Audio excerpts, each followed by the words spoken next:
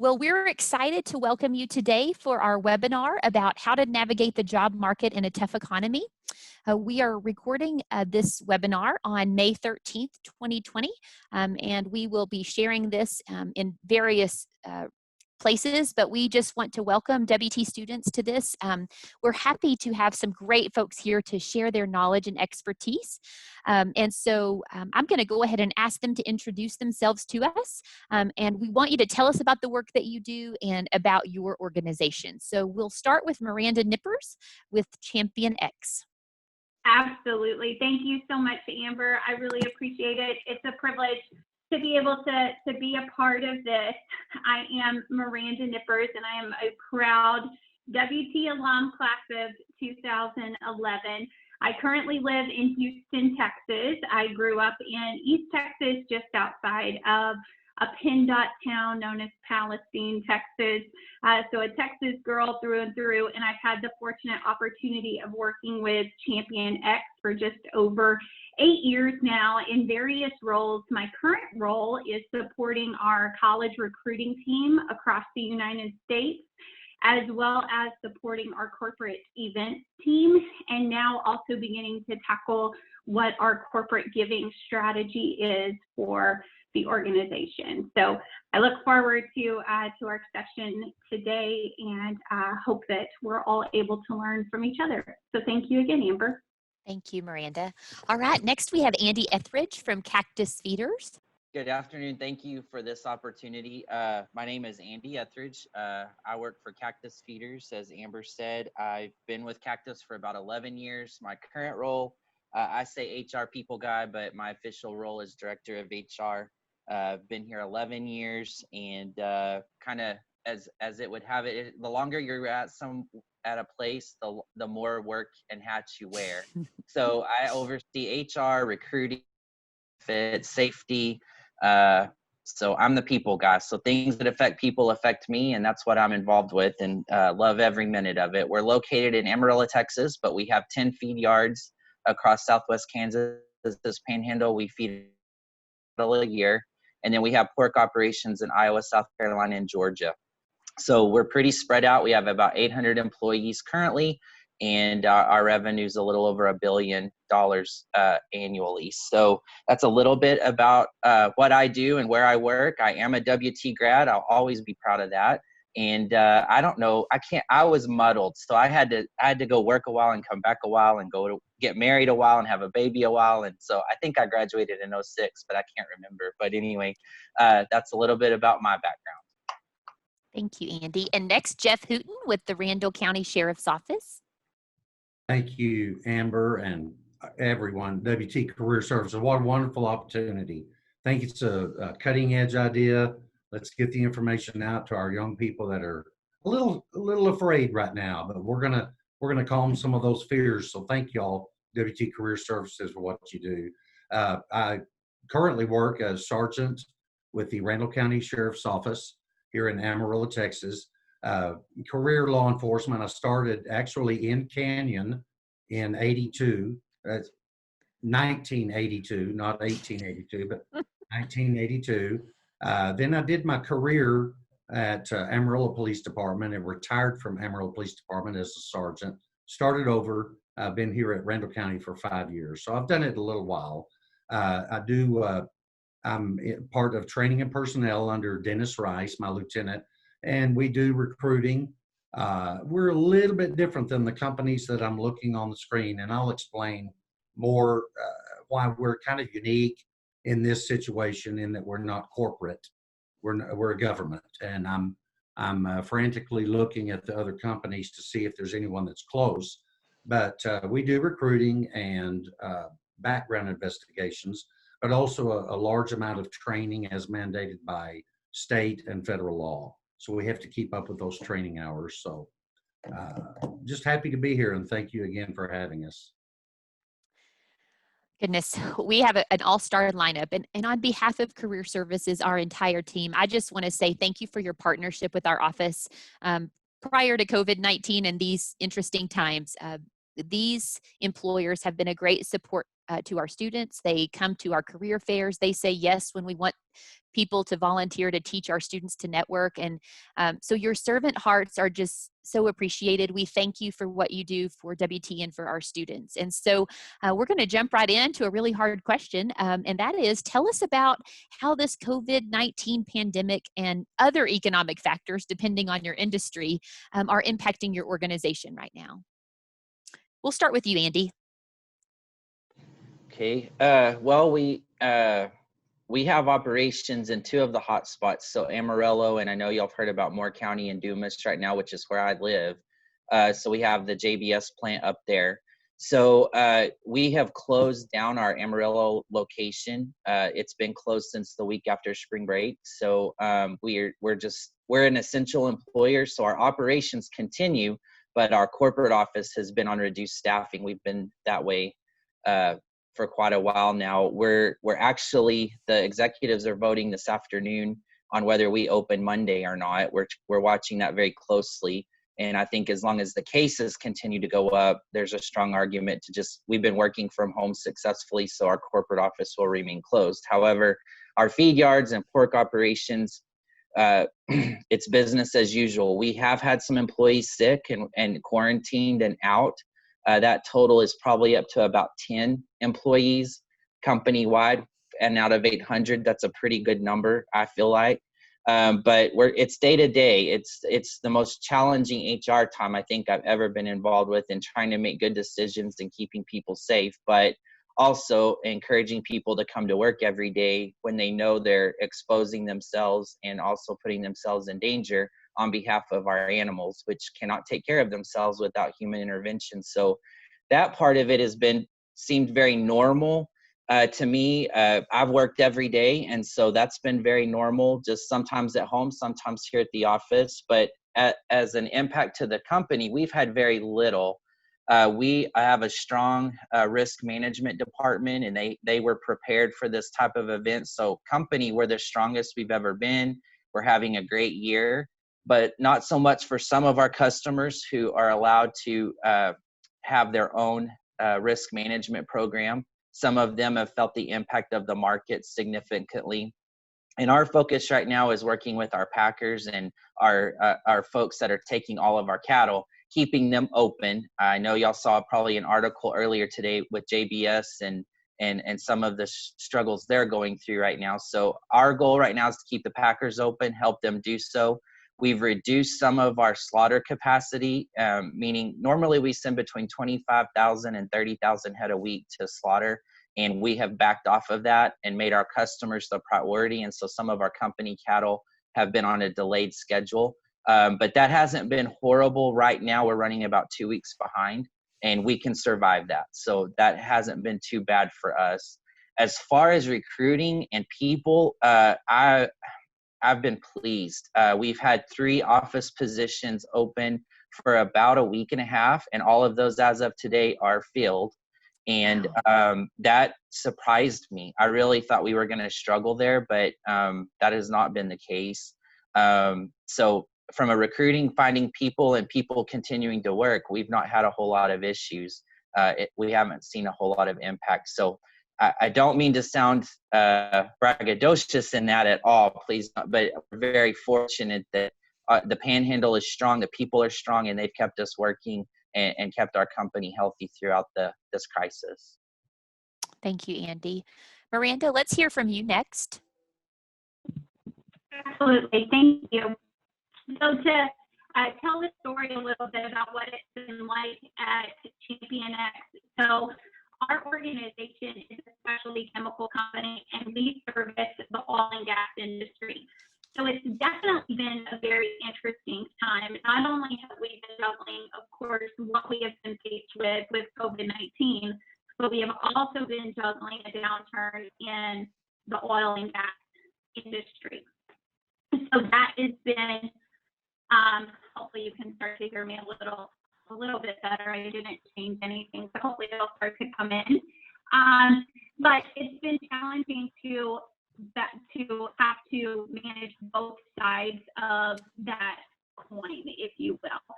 So to tell you a little bit about what the work environment has been like from a corporate perspective, we have been working from home since March the 16th. So I believe that this is week 9 of working remote. But we do have, of course, lots of folks that are doing business around the world. They are still very much so on the front line, and their day-to-day has not changed. And that is just because we work for an industry that truly never sleeps. And so we're certainly grateful for the folks that have continued to fight for the industry in which we serve, and of course, ultimately fight for our organization. So that too has been something that we all have a little bit of a different perspective when it comes to what our day-to-day has looked like during this global pandemic. So there's a couple of other things, and hopefully we'll continue to be able to address it as the time goes on. And I know that each organization, of course, has been impacted extremely uniquely, and we'll talk a little bit about how that's actually impacted our personnel when it comes to different programs that we have for students, etc. But I think the main thing is that we've been extremely fortunate to be in the position in which we're in. We have had to face some layoffs. We'll talk a little bit more about what that has meant for the company overall. But hopefully that explains a little bit about where we are today and kind of what our day-to-day has looked like over the past 9 weeks or so. Thank you, Miranda. And Jeff Hooten, tell us how this COVID-19 pandemic is affecting Randall County Sheriff's Office. Okay, so y'all are such bright people. I couldn't remember the date, so I had to Google Calendar when this started. I remember Friday the 13th in March, and I might not be too far off from that. So the reason we're a lot different than Miranda and Andy and their companies, we don't turn a profit. We're not corporate. So we're not dependent upon, are we behind in making money, or are we ahead, or are we breaking even? So the Randall County Sheriff's Office, being government agency that it is, that of course we're dependent on budgets and things like that, but it's not, it's unique from the other companies represented here. We have about 220 some odd employees, the majority of which are corrections officers in our jail. So we have roughly 450, 460 inmates, ranging from the city of Amarillo contracts with us for Class C misdemeanor arrestees, all the way up to felonies and including federal prisoners. We have an amount of federal prisoners. So the way that it's affected us, of course, it's greatly affected us, not in so much a financial sense, but in a safety sense. We are greatly charged, as is everyone else here, to protect our community as best we can. Our specific community are the inmates. We have to ensure, and thank the good Lord above, we have kept COVID-19 out of our jail population. So we have taken great strides in trying to do that. Early on, they've sanitized this place. It has always been clean, but this is one clean jail right now, and Sheriff's Office. So they've gone above board in cleaning and constantly cleaning, and everybody's taking a role in that. We don't leave it. Our trustees do a lot of the work, but we're constantly cleaning the jail, and the offices up front are the administrative part of the jail. So about 220 corrections officers have done a fantastic job. Patrol as well, the Criminal Investigation Division, our CSI, our administrative, include sheriff, the chief, and the captains, the lieutenants, done a phenomenal job in screening us as we come into work and anyone that comes in the building. We do temperatures and masks, gloves are offered, and tons of hand sanitizer. So we're keeping it down. In a sense of employment, it has affected us in that because we have to meet so many state and federal guidelines on who can and who cannot be. There's three general hirings that we do is a peace officer, that's the patrol deputy, a corrections officer, or a dispatcher, telecommunicator. And those are the three licensing positions that we hire. Obviously, we hire civilians for records keeping and things like that. But the licensing kind of caught us by surprise in that part of licensing, we have to get fingerprints authorized through DPS. That company was closed and to my knowledge still is in Amarillo. So we had to go to Plainview to get fingerprints. You can't hire people until you get fingerprints for the FBI. A psychiatrist, a medical doctor, we have to have a psychological test and a medical drug screening and are you healthy enough to work? We couldn't, they were all closed. So we went through a long, slow, silent part as did everyone else. But it kind of got a little scary in that if we had a shortage, we could complete a background investigation, but we could not hire them because we couldn't get the licensing as required by Texas law. On a statewide level, TCOL, which is the Texas Commission on Law Enforcement, of which our Sheriff Joel Richardson was the chief presiding officer for 12 years. Recently, Governor Abbott has replaced him, but 12 years is a long time to do that. Did a phenomenal job. TCOL has been excellent. They have been very supportive of how do we get through this. So we are beginning to open up. The doctor's offices are opening up, the psychiatrist, the fingerprints. We're back to almost a slower, normal hiring process. We have begun testing. We have done that with masks where we take our entrance exam with a mask. We haven't done that before. So we're getting back to it. So economically, it has not affected us because we run a little differently, but hiring has been a challenge. We didn't get too far behind the curve. We're just a few short. So we're anticipating our county commissioner, actually county commission opened up the county effective this coming Monday, which is, I've lost a date. The 18th. 18th, thank you. Yes. Mm-hmm. So the 18th, the county is beginning to open up. Now, for us, it means we will run as we have been. We're opening up, but we're going to still take a lot of precautions on the mask, the temperatures, and social distancing and the like. So Great. Thank you, Jeff. Yeah. So some of you sort of hinted at this, but as far as this current economy and how it's impacted your hiring or internship programs, if you have them, Jeff, you just spoke a minute ago that, it's slowing down your hiring, but if you have open positions, you're still seeking to fill those at this point. Is that correct? Yes, we have Okay. hired. Luckily, we had people left over. Our process for hiring takes so long. Mm-hmm. Just for the background investigation alone, but all the licensing issues that we have to go through, we not unlike any of these other companies, but the background investigations takes a lot of time. The criminal investigations that we have to look into.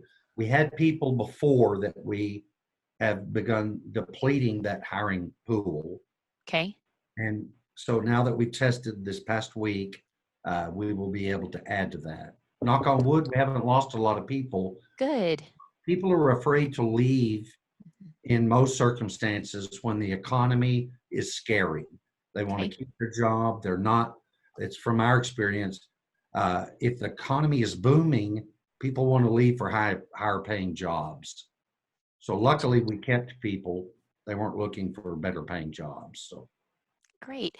Thanks, Jeff. So word to our students who are listening, that means if you want to work for the Randall County Sheriff's Office, you need to get your application in because it may take some time to get a job there. So Miranda, tell us at ChampionX, how has this impacted your hiring, your internship programs? Are you all still hiring or, I know that you usually have a pretty robust intern program. Are you all still continuing with that? That's such a great question. Unfortunately, our internship program for this summer was canceled. And again, that was due to a couple of different reasons, wanting to ensure, of course, that everyone continues to be safe during this time. Most of our students generally travel quite a distance. So we might recruit someone from a West Texas A&M and they might actually be working and they could work in Alaska, they could work in South Louisiana, et cetera. So we know, of course, that travel at this time is extremely challenging. In addition to that, of course, the program is extremely costly. And unfortunately, we were unable to incur those costs for this summer. So, and the program's been going on for about 7 years now. So it is definitely heartbreaking to know that the program will not go on this summer, not only for us from a recruiting perspective, but also for the students, because we definitely love to support students. So whether you find out that it's something that you love, or maybe it's something that you don't necessarily love, I'm definitely a proponent of figuring out both sides of that coin.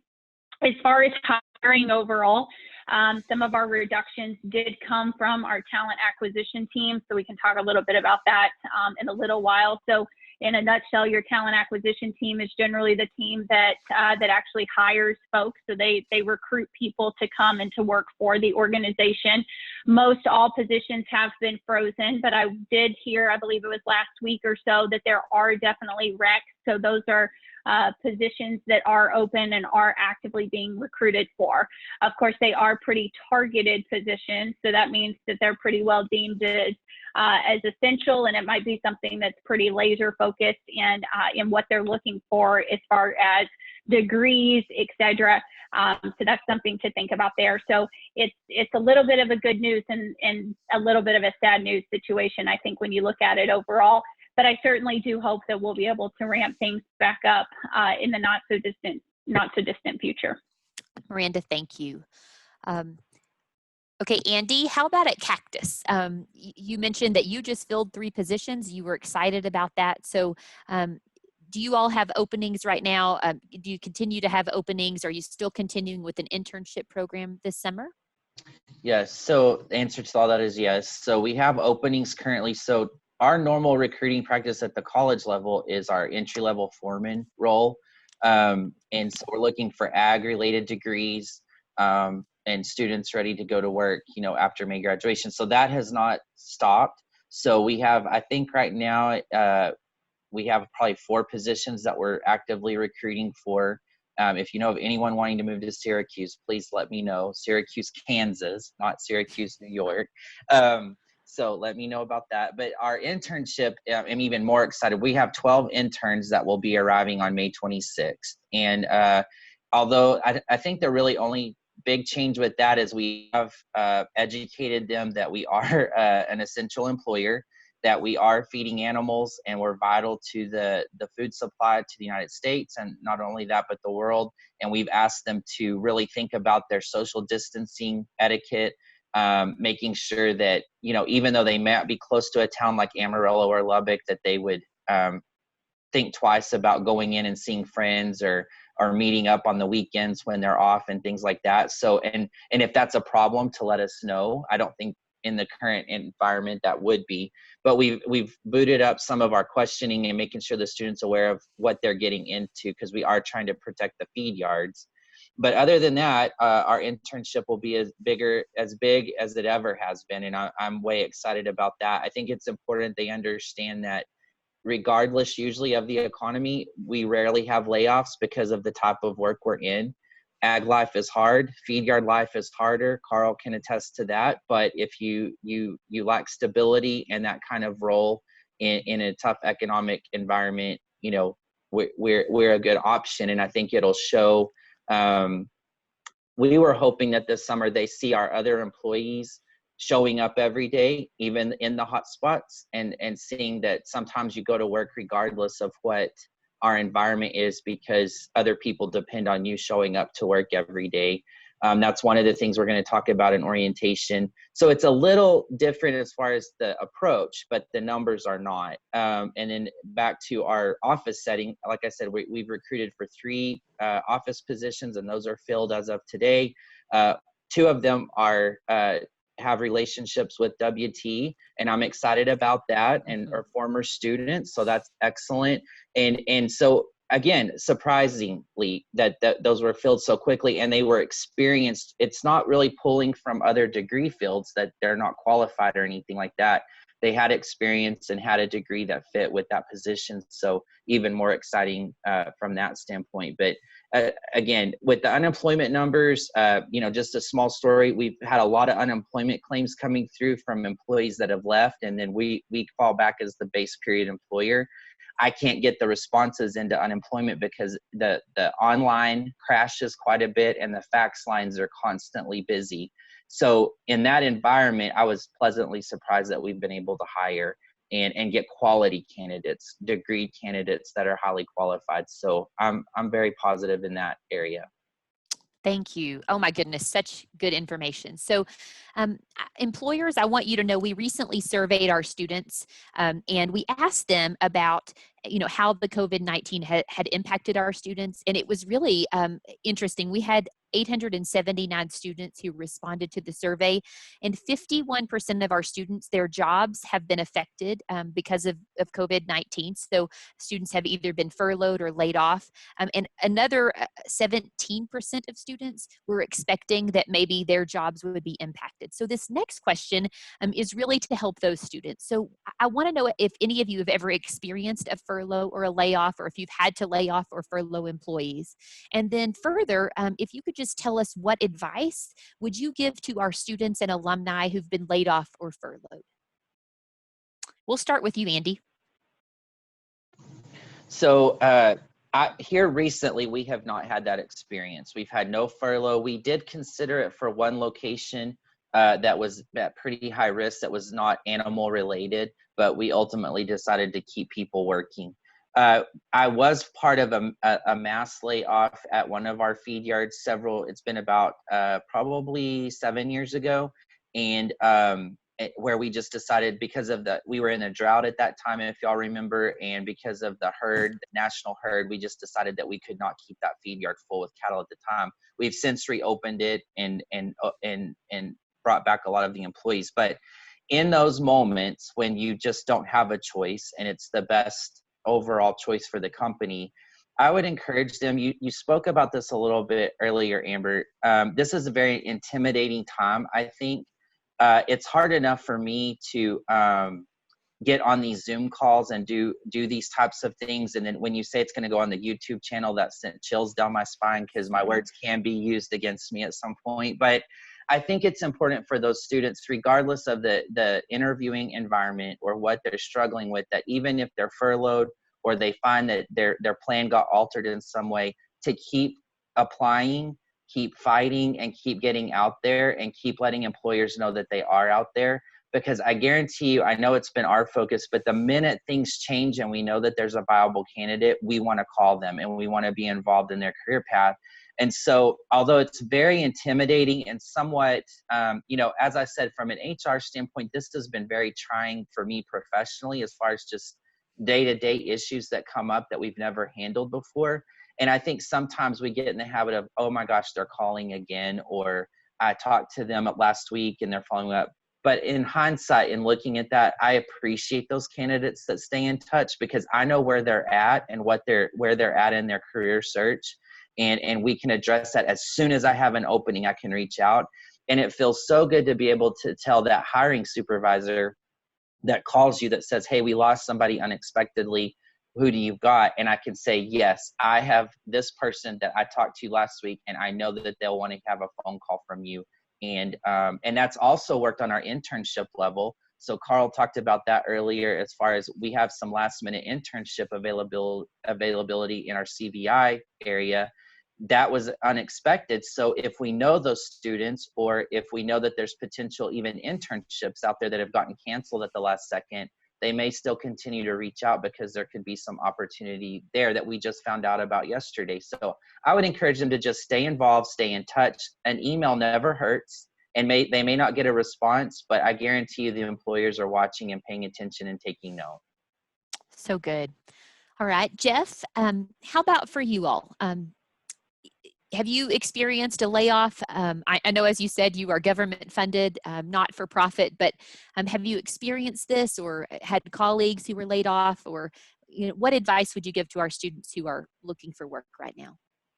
No, ma'am, we have not. And Okay. really in that sense, we cannot be furloughed Okay. because it is a licensed position. Those three licenses that I spoke of, the peace officer, the street cop, deputy, the corrections officer, or the dispatcher. Those are all state licensed. You take an oath.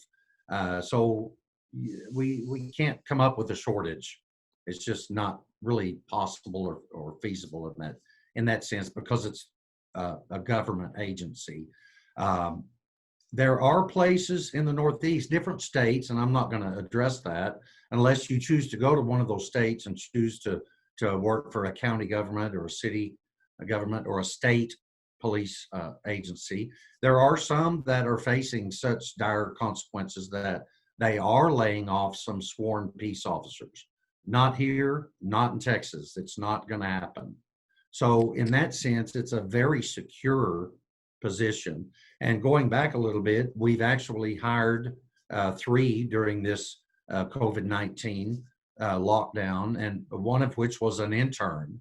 So the hiring process, I'm just so thankful that, and a large part of that is WT. We are invested in WT Career Services because we get such great candidates, applicants from WT. And I know these other 2 companies, they wouldn't be on here if they would not echo that. So again, kudos to y'all, a little round of applause for y'all. We greatly count on that because we can see from our college in our own backyard the kind of candidates that we're getting out of WT. So we have not furloughed anyone. We cannot. The sheriff is elected, but we're all sworn to work under him. Does that make any sense? It does. It does, Jeff. Yes. It's a very secure job. And it just scares me to death that in corporate, these other 2 companies, I just pray for them daily that they don't have to go through that. Yes. So in that sense, it's a little bit different. We have hired. We're trying to stay ahead of the anticipated problems. And I'm already hearing it from Miranda and Andy that they're doing things. I may be putting words in your mouth that may not be exactly accurate. We're doing things a little out of order. We're taking paperwork that we normally would not in the old way that we took it in January and February. We have to meet those demands. Let's go ahead and get this set of forms that normally we would wait till after we have a face-to-face interview. Well, we're not having a face-to-face interview. Why are we waiting on paperwork that we could go ahead and ask these applicants, look, go ahead and send in the high school diploma, the college transcripts, your birth certificate, driver's license. We're not going to wait on something because that's the natural order. So we have changed the order in which we have done the application process, and it's working just fine. Just a note of encouragement, we're going to get through this. All of these companies are going to get through this. We're thinking outside the box. How are we going to hire in spite of this? We're not going to be fearful in that. We're going to take steps to make sure that when it does come back, we're hitting the ground running. That's awesome. Miranda, I know that for you, you mentioned earlier that you have some colleagues that have been laid off during this time. And so, if you could speak a little bit to that, I'm sure that's very hard as a colleague. Also, what advice would you give our students who may be looking for work in this time? Absolutely. I think one of the things, of course, is I think about even the things that have been discussed. I've personally witnessed actually being someone who's been furloughed. Back in 2016, all of our U.S. land employees were, we had to take a mandatory 1-week furlough. And I remember at the time, it was one of those things that I didn't even really know what a furlough was. So if you're one of those and you're in that position, basically what that means is that you have to take vacation essentially, and you're not going to be paid for your time. So it is something that is not an easy time, but the best way that I can look at a furlough is that it might mean that I'm keeping my own job, or I'm keeping one of my friends or colleagues' job that's sitting to the left or sitting to the right of me. And that's what gives me peace about a furlough. So just know that if you're going through that today, or if you're going to be going through that in the future, it's going to be okay. And we're grateful that you still have that position, even if it might seem like it's a really rocky road when you're going through it, because I understand how that feels. I've been there, and we're still not in the clear. I don't know what the future holds. I don't know what the future brings, and I might be in that same position here in the not so distant future. One just doesn't know. So just keep pushing forward, and I can promise you that we'll all get through it together. Layoffs are another thing that are absolutely devastating. I remember that when I was an intern, actually with the same company that I'm employed with today, so about 9.5 years ago, I had witnessed my very first layoff, and the people that I told good morning to were not necessarily there in the evening when I left to go home, and my heart sank. But one of my very, very best friends was actually let go from the organization that I currently work for last year, and I love to share her story because it made me see through a different lens. And she always tells me, she said, Miranda, she said, I never knew what a blessing it was to let go. She said, I didn't know that that chapter in my life was closing because there was another one that was getting ready to open. So please just know that there's light in that too. That at the time, it might be absolutely devastating. We both cried together in the parking lot. We said special prayers together in the parking lot, but we knew that as long as she kept pushing and we all kept pushing through together as friends and ex-colleagues, that it was going to be okay. And I'm just thrilled to report that because she never gave up, she is happily employed, has been employed with the company that she's with for almost a year now, and she's doing fantastic. So just another true testament that we never know what the plan is, and as long as we never give up, I promise that it will be okay. And now is the time to really make sure that you're sharpening your saw. That me personally, we have a little bit of extra time. I'm not spending much time in the car, not commuting, so there is an extra hour or two in the day, which is fantastic. So please make sure that you're leveraging this time to work on your resume, to meet someone new. And you might say, well, Miranda, how am I supposed to meet somebody new? I can't go anywhere. That's okay. You can meet someone new this way. You can message me on LinkedIn, on Facebook, whatever. You can meet someone new, and myself and then Andy and Jeff. So I think that that's fantastic too. So make sure and just continue to push yourself out there, and remember that everything happens for a reason, and we're all in it together. I can promise you that. So good. So many of our students who are seeking jobs or internships are now finding that the company they really wanted to work for is not hiring, or they may not be hearing back from employers right now. In normal times, that would potentially be an indication that the employer is just not interested. But during these tough economic times, the story could be very different. Could you please describe the current environment from the HR perspective during this? So, somebody's not hearing back from you. They're a good candidate. They think they meet your minimum requirements and that sort of thing. How do students maybe not take that personally? And, I think the same is true of layoffs. I mean, sometimes layoffs happen and it has nothing to do with the fact that you were a great employee, but they've just made these random selections. And so how do our students not take that personally? And could you tell us a little bit from the HR perspective, what's going on behind the scenes? We'll start with you, Miranda. Yeah, so it's such a great question. All in all, whether the economy is doing fantastic or whether it's not doing fantastic, never get down in the dumps about it, because again, I revert back to everything kind of happens for a reason, and I'm a firm believer in that. I believe that Andy mentioned it earlier, but I summarized it as persistence. Persistence is key. So if you're not hearing back from someone, never hesitate to just reach out again. And I think that it's also important to make sure that you position yourself, of course, with positive intent, and always assuming positive intent, no matter the employer that you're working with. And you're exactly right, Amber, as far as, well, the company that you want to work for, the position that you want might not be readily available right now, and that's okay. Take advantage of this opportunity in this season to build on something that maybe you could have never even imagined. So I would just encourage you to just push forward and don't get discouraged with the fact that, okay, but that's my dream job over there and I can't necessarily go get it today.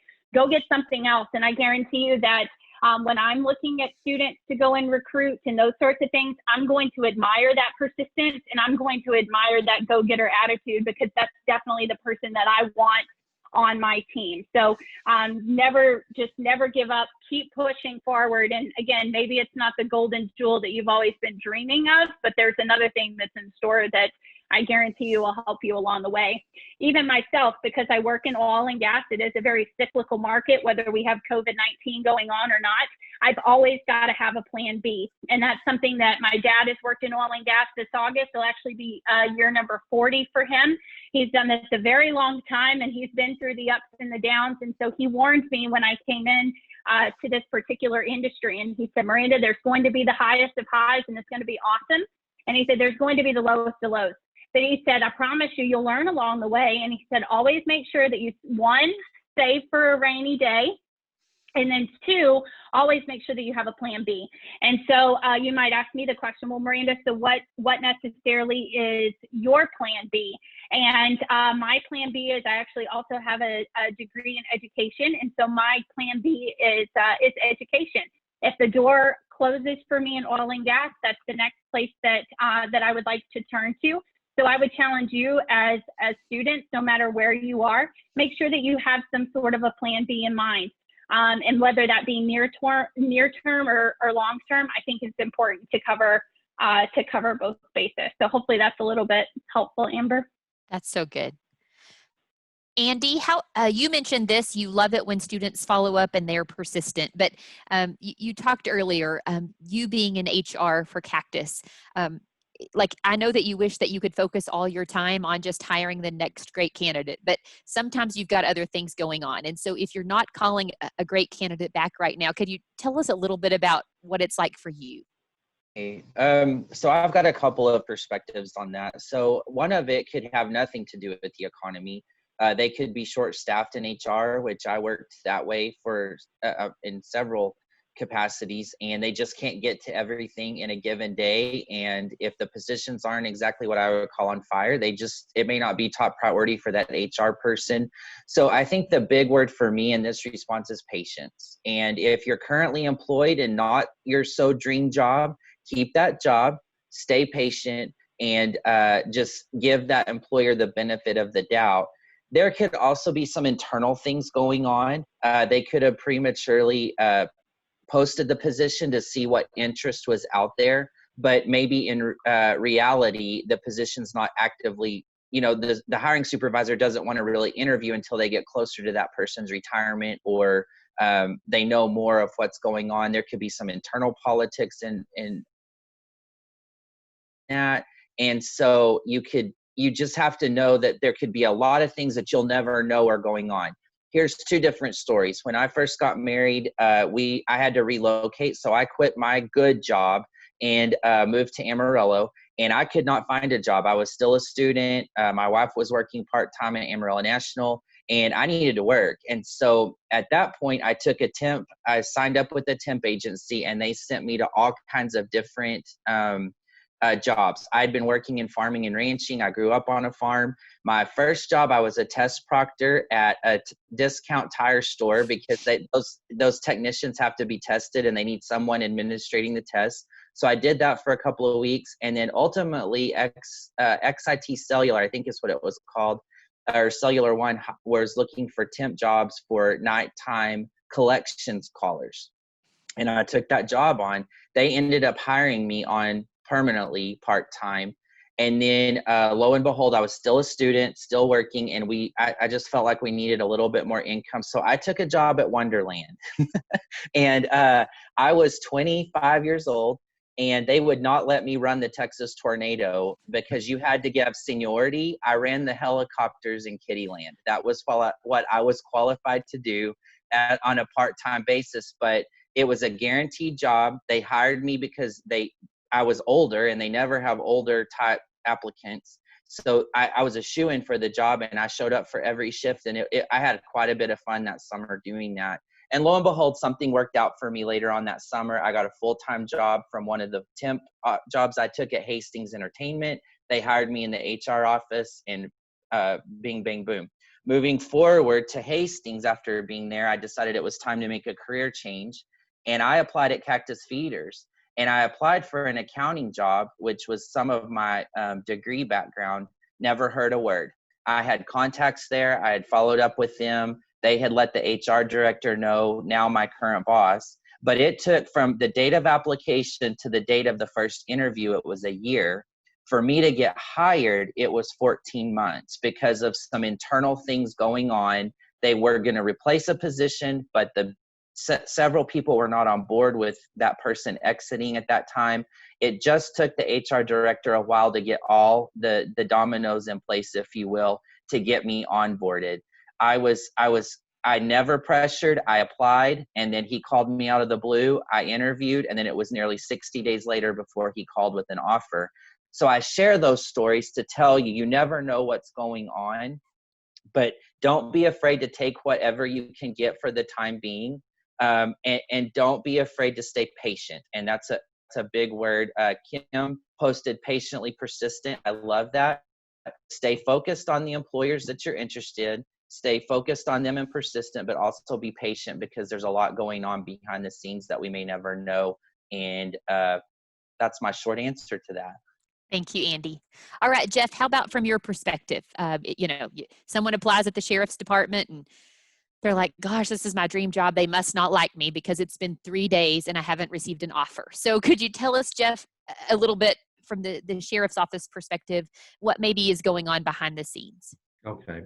And first of all, Andy and Miranda, y'all are so very well-rounded in all the things that y'all done. I'm very impressed.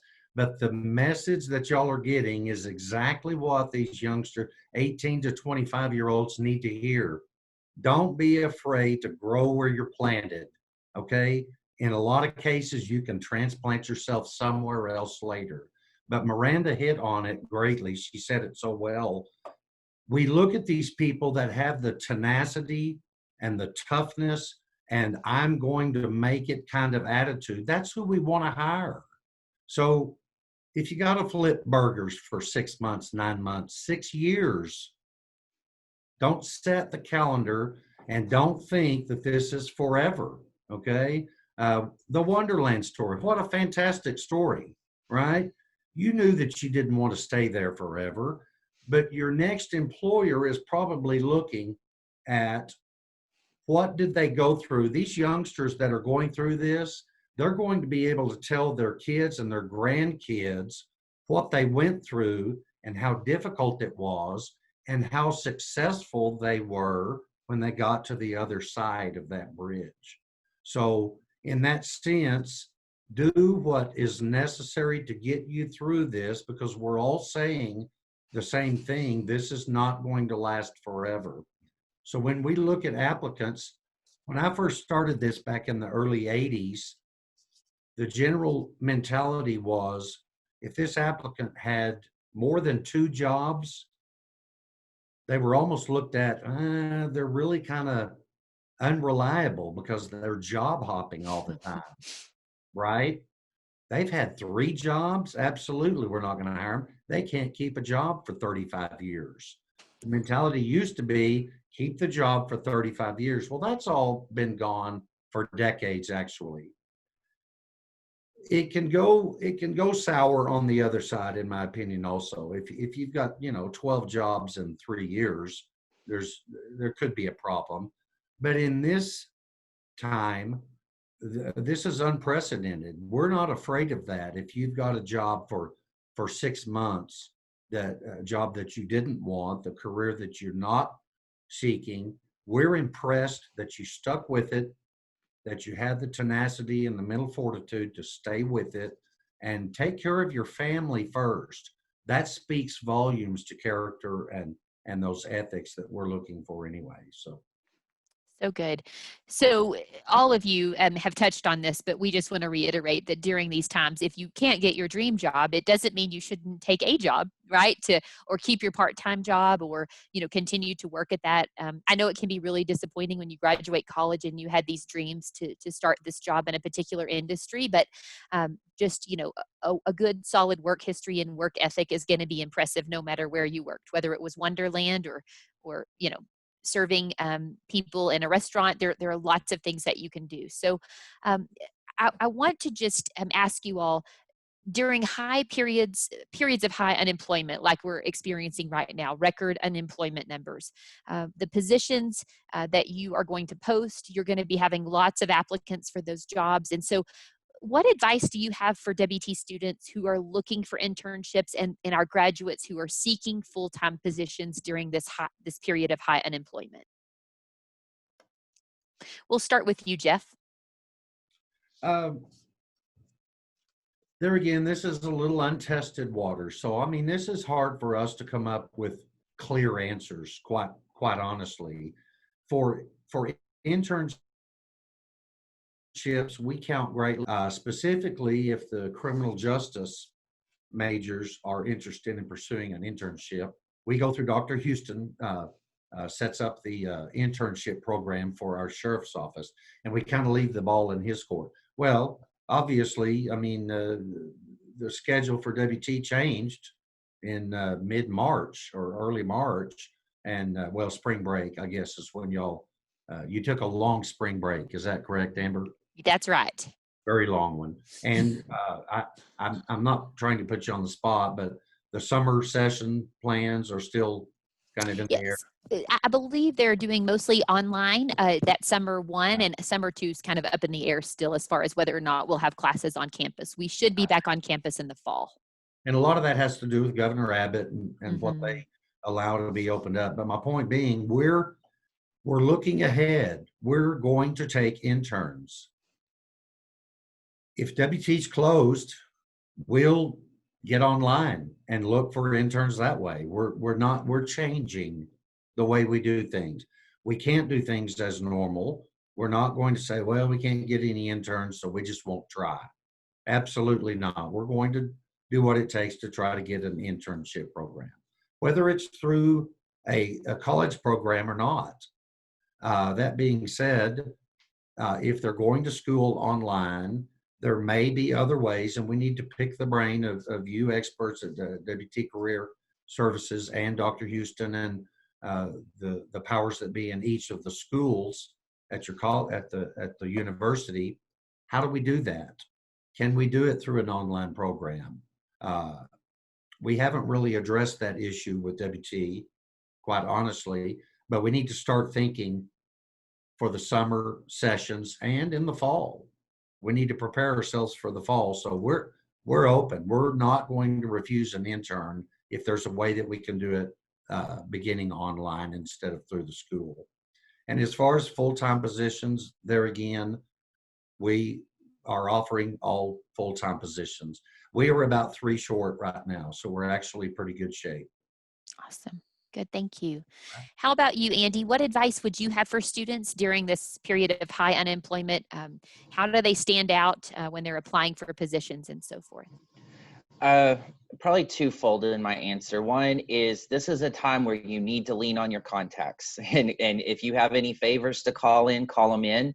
And if you know an aunt or an uncle or a cousin or a friend or anyone that can reach out to someone who's employed there and get in contact with the HR office, I appreciate that channel, because that brings out their resume. And for example, the position we hired last week, we had over 300 applicants within an 8-hour period of it being open. And so how do you pick the first round of interviewees? So having those contacts within the company, and here in Amarillo especially, Miranda, I know you're kind of a little bit out of our immediate area, but I am continually surprised in our area who knows who. And there's not anybody that doesn't know somebody that works at WT or at Cactus Feeders or the Randall County Sheriff's Office or even Potter County Sheriff's Office. And if you're looking for an in there, use those contacts and call in those favors, and don't be afraid to do so. Secondly, I think it's very important to not be afraid to tell your story. So a resume is very, I mean, Jeff talked about this earlier. If you have a lot of starts and stops or a lot of information in your resume, tell your story in a summary. And I know that a lot of times that is not encouraged because it overwhelms an employer and HR person reading through that, and they may not even read it, but they very well may read it. And so take some time, write out a cover page of what you're looking for, what's drawn you to that position. Tell a little bit of your story. If you've taken a job at Wonderland Theme Park and that's not your dream job, tell them why you did it. And tell them that it was important to you to be working and earning wages every day, regardless of what the job was. That you've been I was fully forthright with those employers, that wonderful family that owns that theme park. And I said, listen, if I get offered full time, I'm taking it. But in the meantime, can you please help me because I need income? And they gratefully did that for me. And I lasted there, like I said, most of the summer. And it was grueling as a newlywed, as a student, taking classes and working nights. Wonderland doesn't close until 10 o'clock. On the weekends, it's open later. That was hard work. But I think Jeff is very right. It speaks to your character and who you are and what you're trying to accomplish. So tell that story in some way, either in your resume or in a summary or in an email to that employer, to where they know who you are as a student and what sets you apart from the other applicants. But secondly, don't forget, use your contacts, call in favors. Don't be afraid to reach out in that way, because that may be your in to a high volume of applicants to a position that's widely popular. It's good. The power of networking. All right, Miranda, how about you? Could you tell us what advice would you give to students when they're trying to stand out in such a competitive job market? Absolutely. One of the things that's been interesting to me, again, I mentioned in the beginning that I'm currently located out of Houston, and it's been awesome to see our local news channels at work when it comes to them showcasing and advertising the companies in this particular area that are looking to hire. And the great thing is that they're name brands that we're all familiar with, and they're hiring not just in this area, but they're hiring everywhere. So I would really encourage you to tap into social media, look at the local news channels, because again, I was under the impression that Walmart's going to be hiring like 1,000 people. Maybe Walmart's not necessarily what you saw yourself doing, but my gosh, jump in there and just embrace the chance, embrace the opportunity. Amazon is another one that just continues to leap off the page with saying we're hiring thousands of people, and it's just mind-blowing to me. So while I know that we only have about, I think it's just shy of 30 recs that are open currently within our organization, there are opportunities out there, and there are companies out there that want you, that genuinely need you. And just remember that this is a season. So this too shall pass. I can promise you that. Of course, the other two sweet gentlemen hammered it home as far as networking. This is a great time to broaden your network in ways that you probably could have never imagined before. And what I mean by that is there are so many people, of course, at this day and time that are in need. And so there's such a great opportunity out there for you to be able to give of your time. So if you're able to do that, then I would really encourage you to. And of course, it's a double win, really, because not only are you helping out an organization, but then you're opening the door of opportunity to be able to meet so many great people. So I personally am very active in several nonprofit organizations, and it has just paid dividends over and over again because of the amazing people that I have met. So if you can, yes, absolutely channel in on the network that you currently have, but then build on that, because now it's definitely a good time to be able to do that. So those are just a couple of things that I would offer up to you. And I even just reflect about how far social media has come since I've even been out of school. So if I were back in school now, if I had social media to the degree that we all have it today. That just blows my mind because I know that lots of people are doing, of course, interviews this way. They're doing it over Zoom, etc. So make sure that you tap into all of those social media channels as well, because I know that lots of folks are actively posting job opportunities and interviewing in that way. So it's great to be able to branch out that way as well. Awesome. Well, before we, I'm going to give you all just a minute to just make some closing remarks with any thoughts that you'd like to share. But before you do that, I just want to make sure that our students know we are recording webinars weekly from Career Services. So we have webinars on how to utilize LinkedIn, how to rev up your resume for the job market. We've got an interviewing webinar. We've already recorded some of these, and these are available on our YouTube channel for students who are in the job market. We provide career coaching, so we invite students to sign up for an appointment with us so that we can help you, so that your resume can be the best one in the huge pile of 300. You really do have to make sure that you stand out in a time like this. So we want to help you students as much as we can. So any closing remarks that you'd like to give, we'd love to hear those from you. So I will lead with Jeff. Jeff, anything you'd like to say to our students as we conclude? All right. Well, first of all, thank you all for participating in this. Has been fantastic. I don't want to get into economics because I am not an economics person. I'm a street cop, okay? But I talked to a financial guy the other day. Everyone is a little bit nervous about this. They have to admit that. It's unprecedented. I'm not going to cave into fear. I want to encourage people, do not cave into fear. We're going to get through this. Is it different? Sure it is. Are we learning and becoming very experienced at it? You're going to talk to your grandkids about this someday. So this economics, this financial guy that I was talking to, I've done this for a long time and I want to go fishing, quite honestly. So I'm talking to him. He calls it a V rebound is what he believes is going to happen. If it follows the economics and the financial, if it's a V rebound, the unemployment, I would assume, is going to follow just like that. Okay, so if we dive down, we're going to bounce back up. I hope it's sooner than later, but we're going to weather through this and become more and more educated and more experienced. So let me just encourage you.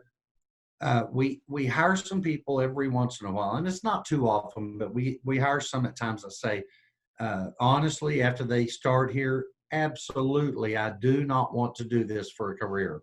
This is not my career choice. And some of them stay 20 and 25 years. Okay? Bloom where you're planted. You may end up loving it. Okay? Chances are you already know where your career path is. But just like Miranda said many times, actually, don't be afraid to put your foot in the water and try it. You may love it. If you're there a year, you've got the career path that you're already planning. And here's one last thought that I want to leave y'all with. We're going to do everything in our power at Randall County. And I know that Cactus and Champion are going to do the same thing. If we can't use you, this is Texas. We're going to send our applicants to other places that we know are hurting for applicants. If we can't use you or we've passed you over, we're going to help you look for jobs elsewhere, anywhere. There's hundreds of places that these people can work. We're going to stick with you here in the Panhandle, Amarillo and Canyon. Houston, you're not out of it. You're our neighbor. It's just like, 10 hours away. Kansas and all these other places. But we're here to help our students get what they need to get them through this. Thank you, Jeff.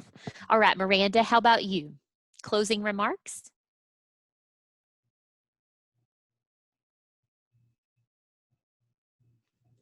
And controlling. Okay, the first thing I would advise is, of course, control what you can control. And none of our lives are the same as they were back on March 1st. I will say that. That's the thing that I've personally challenged myself to do. I might have lost visual aid here, but I'm here on audio, so that's a good thing. but to control what you can control, and make sure, of course, that you are preparing for what's next. And so a couple of things that I would encourage you to do.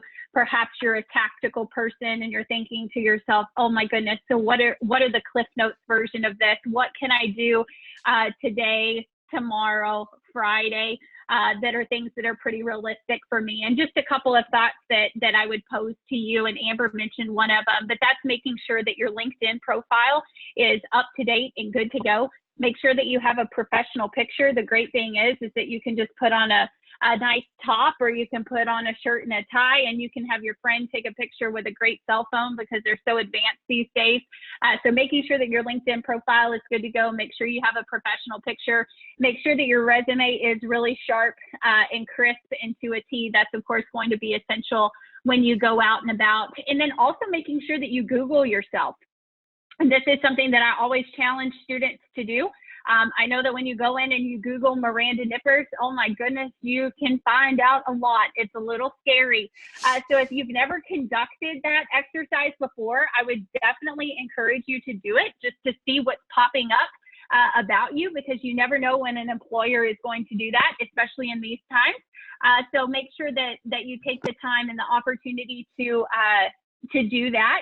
Also, to just set realistic goals every single day. Make sure that you're not getting overwhelmed with everything that's going on. I know that it's super easy to get trapped in what's going on in the news, what's going on social media, etc.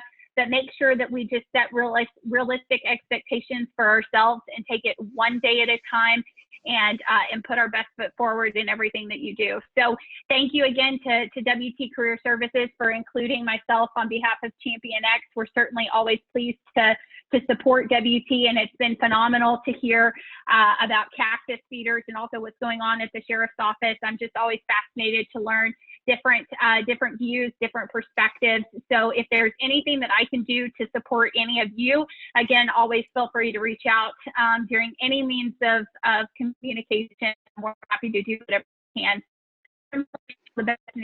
This too shall pass. So thank you again, Amber. Thanks, Miranda. All right, and Andy, last but not least, any final words for our students? Just to encourage them. I know we've mentioned how unprecedented this time is, but I can't imagine not being able to go through graduation normally if you want to, celebrating with friends and family, just all of the things that you're having to deal with in this time. But on top of that, looking for that next career, the job. And so just stay again, persistent, stay on track, do not get discouraged. And even if you take that role that you weren't planning on, just stick with it and keep your mind open, stay kind, stay patient, work with the folks that are working with you. Your first step is accomplished by watching this video conference, quite frankly, because you're educating yourself and you're learning different ways that you can find a job that you had not thought of before. So, I just encourage you that everything happens for a reason. I agree with Miranda on that. And, this is going to blow away at some point and be gone. And maybe it's not. The flu never goes away. Who knows what COVID is going to do. But in the Panhandle, and I know that some of you may not live in the Panhandle, but here in the Panhandle, we are strong as far as agriculture. You've heard now from the Sheriff's Office. The oil and gas industry is very present and strong in this area. And be encouraged that maybe the Panhandle is a way to really look through. I know there's just tons of opportunity here because there is so much essential employers in this area. Many people have made the comment, what's changed? Because everybody seems to be essential. So if you're out of the Panhandle area, you might want to look back towards the Panhandle and look in Oklahoma and some of those areas, even if that's not your home base. Think outside of your normal geographic area and see what opportunities might be in a more agricultural-based area, oil and gas-based area, and look in those places that people aren't always willing to move to. The Syracuse, Kansas, the Wheeler, Texas, who knows what those towns are, but also expand your horizons in that way and think outside of the box. And I think you'll find some surprises out there. I will echo my counterparts on here. If there's anything I can do, please reach out. you know, I'm very easily accessed at Cactus Feeders as far as email and my contact, but obviously anyone at Career Service will know how to get you in touch with me. If there's anything I can do, Alondra works with me. I know some of you may know her. She's a graduate of WT. But if there's anything we can do from an HR perspective or from a company perspective, please let us know. As Jeff said, we'll get your resume to somebody that's hiring. If you're not fit for something at Cactus Feeders or of interest, let me see what I can do with some of the folks I know, and let's reach out and see what we can do as far as networking. So be encouraged, and I hope to hear from some of y'all soon. Wonderful.